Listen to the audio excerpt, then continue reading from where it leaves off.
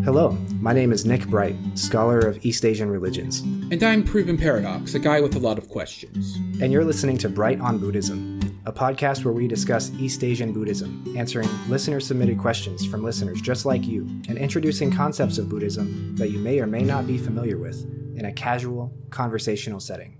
Enjoy. Here, what is the nature of spiritual friendship? I suppose it is the same as any other type of friendship. It is shared feelings of affection and devotion that grow through shared experiences. In this case, those experiences are spiritual in nature. This question tugs at my mind because of the problem of attachment.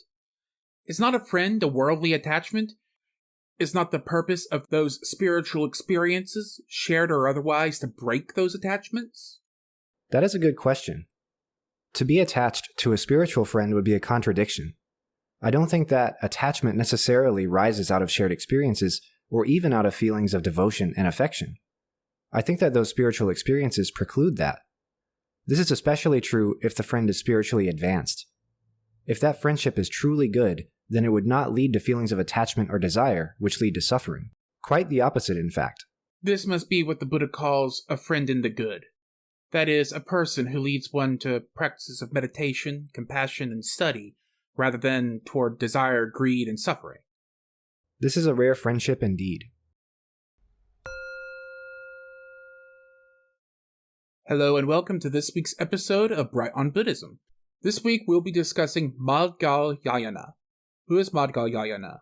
What role does he play in the texts? What are some stories about? We hope you enjoy. So, who is Maudgalyayana?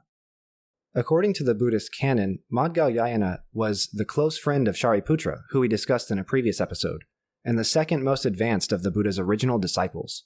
He's known as Mulian in Chinese and Mokuren in Japanese. As we discussed previously, according to the Theravada tradition, a Buddha always names 4 principal disciples based on their skill sets and their attributes. There are 2 male and 2 female, and the Buddha divides up some of the responsibility of shepherding the Sangha between them. These are usually the most awakened and advanced disciples, of which Sariputta was the most advanced. The other male disciple who was the most advanced was Maudgalyayana. His story is very closely tied with Sariputta's. He and Sariputta were born on the same day to 2 separate wealthy families in the Brahmin caste who had been very close friends for 7 prior generations, and they were both raised to be masters of the Vedas according to Brahmanical tradition. Sariputta was born as Upatsya, and Maudgalyayana was born as Kalita. One day, in their youth, they were at a festival in Rajagriha, where the Buddha would eventually preach, and they had a sudden and urgent realization about the impermanence of life and the pointlessness and fruitlessness of celebrations and trifles like the ones they were experiencing at the festival. After this, they resolved to set out as ascetics to search for an end to rebirth and suffering. They visited a number of teachers, and that number varies based on which text you are reading, but ultimately, no matter how many they visited, they are ultimately left unsatisfied. It's at this point that they resolve to split up and find the best teacher that they can and return to the other when they do. Sariputta finds the Buddha first when he meets Ashvajit, who uttered the famous Buddhist line that we mentioned in the previous episode, "Of those phenomena produced through causes, the Tathagata has proclaimed their causes and also their cessation. Thus has spoken the great renunciant." Sariputta repeats this to Maudgalyayana, which convinces him to join up with the Buddha.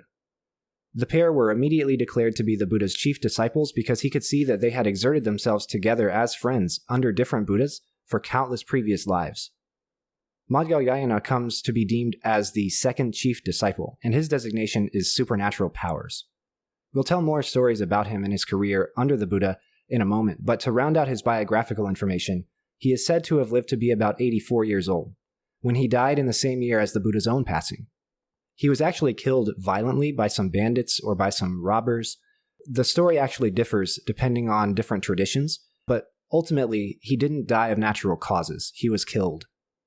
At the time of the attack which caused his death, Maudgalyayana lived alone in the forest, and he was set upon by his killers, and using his psychic powers, he actually made himself vanish and escaped. The bandits couldn't find him, and so they leave and they return on the following day, and he does the same thing for 6 consecutive more days. So there's 7 days of encounter, make himself invisible, escape, encounter, make himself invisible, escape. And on the 7th day, he actually loses his psychic powers, his ability to make himself invisible, and he becomes unable to escape. At this point, the bandits enter and they do the deed. Some accounts say that he was well enough after the attack to journey to wherever the Buddha was, and he was able to die in the Buddha's presence. And others say that he actually died in his home alone in the forest. After his death, people asked the Buddha why he had not protected himself and why a great enlightened monk such as he would suffer a death like that.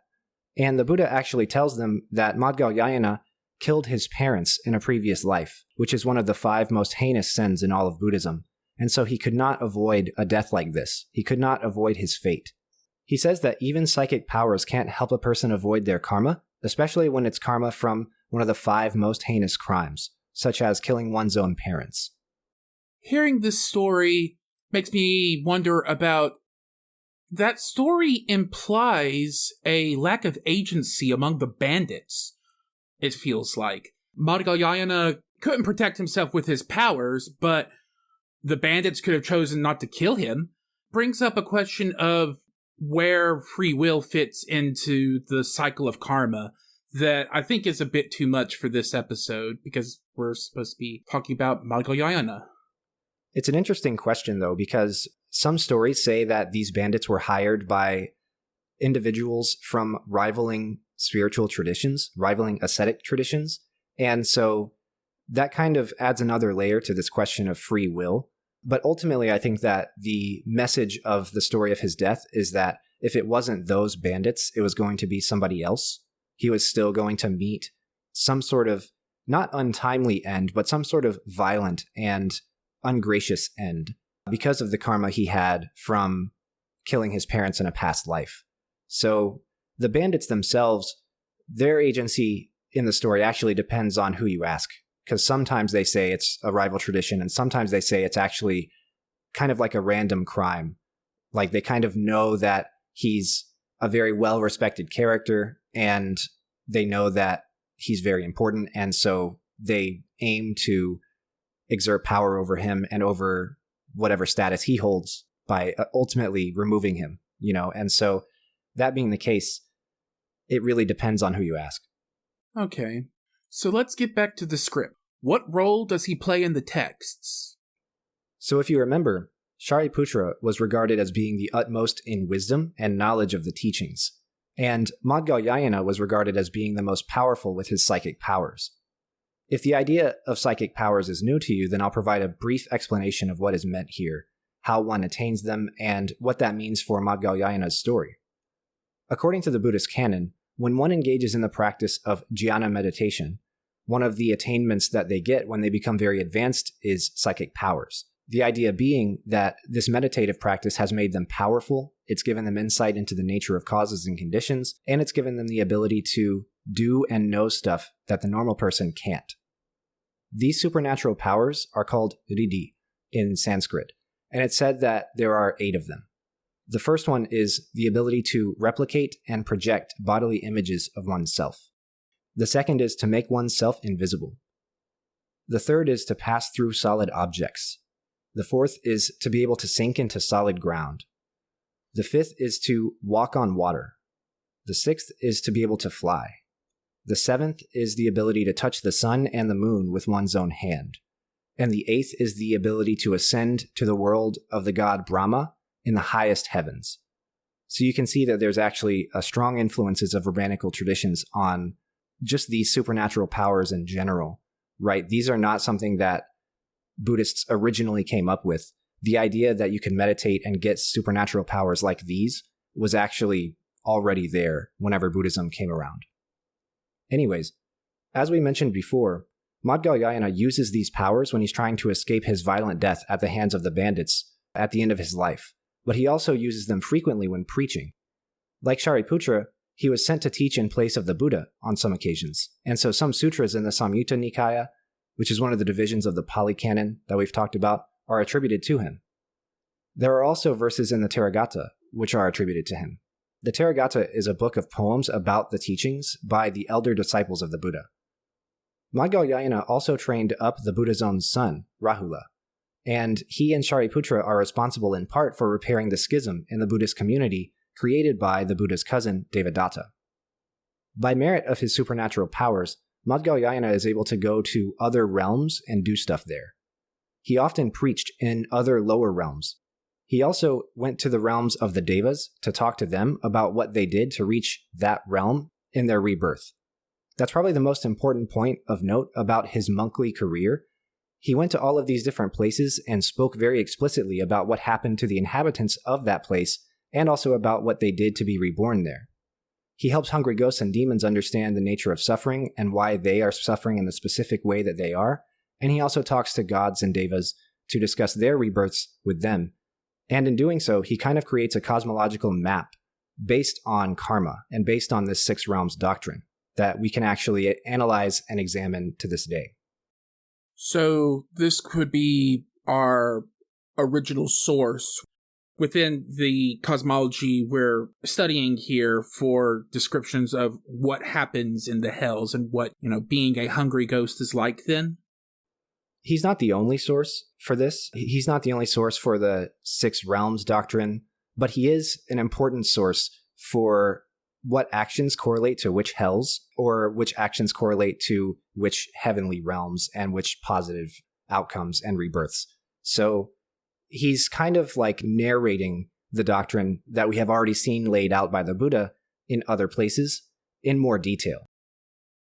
So what are some stories about him? There are a lot of stories about him since he's so important and comes up in so many texts, so we'll actually just choose the three most famous ones and tell them.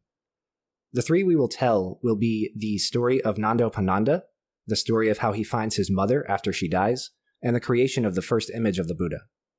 Starting with Nandopananda, the story goes that the Buddha and his entourage, including Maudgalyayana, were traveling over the realm of the Nagas to get to another place. Nagas are Indian undersea dragon creatures who we see frequently in the Buddhist texts but also in the Hindu texts. They're members of the Brahmanical cosmology that was sort of adopted and inherited by Buddhism. When the Buddha and his entourage traveled over this realm, the Naga king Nandopananda became very angry and blocked their way because he was in the middle of eating. And so he was upset that his meal got interrupted, and he decided that he wasn't going to let them pass. A bunch of the Buddha's disciples asked the Buddha permission to tame Nandopananda and get him out of the way using their supernatural powers, using their realization spiritually and their abilities that they've gained from meditation, but the Buddha refused all of them. Until Maudgalyayana asked. Whenever he asked, the Buddha gave him permission because the Buddha knew that he was the most adept at psychic powers. So after that, Maudgalyayana did psychic battle with Nandopananda. I imagine this in my head to be very much like an anime battle, like Jujutsu Kaisen or something, where they're swinging superpowers at each other and such. And he eventually defeats Nandopananda and converts him to be one of the Buddha's followers. So not only did he get him out of the way, but he also actually brought him into the Sangha and actually kind of, after defeating him in battle, ordained him as an arhat, which is more important than just defeat alone. Right? That's like defeat and conversion at the same time. The next story is the story of how he found his mother after she died. This is a famous tale in the Chinese Buddhist texts, and it's first seen in a manuscript dating to the early 9th century Common Era, which was found in a cave at Dunhuang. Dunhuang is very, very important because this is a cave site in China, where many very famous Buddhist texts, images, and statues have been found. And so a lot of what we know about early Buddhism before the 9th century comes from these caves at Dunhuang. In most versions of this story, Maudgalyayana uses his psychic powers to look for his deceased parents, to see where they have been reborn after they've died. He uses his psychic powers and finds his father, but he can't find his mother, so he asks the Buddha for help. The Buddha brings him to his mother, who is located in a hell realm, but Maudgalyayana cannot help her. He can't actually bring her out of that hell realm by himself. He can't use his psychic powers to help her avoid her karma, just like he couldn't use his psychic powers to avoid his own karma. The Buddha advises him to undergo rituals of ancestor worship and merit transfer to help his mother be reborn somewhere better, when she finally dies in this hell realm. You'll remember that, unlike the Christian hell, you're not immortal when you get down there. It's not eternity. All hells and all heavens in Buddhism are impermanent. You don't live forever, you just live for a very long time. This story is used to set the standard for how the living ought to venerate and respect and worship their deceased ancestors. This is particularly important in Chinese culture. This is one of the ways that Buddhism aimed to localize to Chinese culture whenever it sort of arrived there. And so that means that the historicity of this story might not actually be true at all, but it's an effort to assimilate Buddhism into the culture by means of adopting and co-opting the vocabulary ritualistically of this ancestor worship ritual. The final story deals with the creation of the very first image of the Buddha. It comes to us from the Chinese translation of the Ekottara Agama, which is one of the divisions of the Sutta Pitaka in the Pali Canon. In this story, the Buddha travels to the Triyastrimsa heaven to preach to his mother, Queen Maya. The Buddha had been previously staying with a character named King Udayana, and whenever the Buddha leaves, King Udayana misses him dearly. And so he asks Maudgalyayana to use his psychic powers to transport 32 craftsmen to the Triyastrimsa heaven and make an image of the Buddha while he's there preaching to his mother. Maudgalyayana does so, and the image is then made from fragrant sandalwood and is said to be the standard for the creation of many, if not all, future images of the Buddha. Now, what's very interesting is you might note that transporting people who are not yourself to another place is not one of the 8 psychic powers I mentioned earlier. That's kind of a weird part of this story. They don't really do much to reconcile that. So it's not clear, actually, if these are versions of Maudgalyayana himself, because you remember that the first psychic power is to replicate and project bodily images of oneself. But he would have to be a craftsman, so that doesn't really make a lot of sense. And also, there's no other powers that have to do with other people. So it doesn't really make sense how he did this, other than just being enlightened, other than being a fully realized Buddha. For what it's worth, it also doesn't make much sense, at least as I'm conceiving of them, for him to do psychic battle either. Right, yeah, none of those other psychic powers were flying around is one thing, and projecting images of yourself is one thing, making yourself invisible, whatever. But none of these are actually something that you could defeat another character with, right? So these stories, they kind of relate just how enlightened and powerful and important Maudgalyayana is without actually going back and covering over the normal 8 psychic powers that you get according to the textual tradition. So that's why we kind of think of them as myths and not really as like sutras, not really as like stories which teach us the doctrine as we ought to learn it. These stories that we've told about Maudgalyayana all commonly relate that his use of psychic powers served the purpose of legitimizing the Buddha as a preeminent spiritual teacher, establishing the importance of the relationship between karma and the 6 realms, and establishing cultural and religious standards for rituals concerning death and the dying. That's another way that we might be able to explain why some of these powers don't really make a lot of sense. Thank you for listening to this week's episode of Bright on Buddhism. Join us next week where we will discuss the Eightfold Path in depth. What is the Eightfold Path? What is its role in Buddhist practice? How have understandings of it changed over time? We hope to see you there, and thank you very much for listening. Thank you for listening. We'll see you next time. My name is Nick Bright, scholar of East Asian religions and voice of Hearer. And I'm Dox, editor, question asker, and voice of Hermit. And this has meant Bright on Buddhism. Thank you for listening. If you like our podcast, or if you have a question you'd like us to discuss, we'd love to hear from you. Please consider leaving a comment or review, subscribing, or joining us on social media. Email us at bright.on.buddhism@gmail.com or find us on Mastodon at brightbuddhism@mstdn.party. As always, citations and resources for this episode can be found in the show notes. Thank you.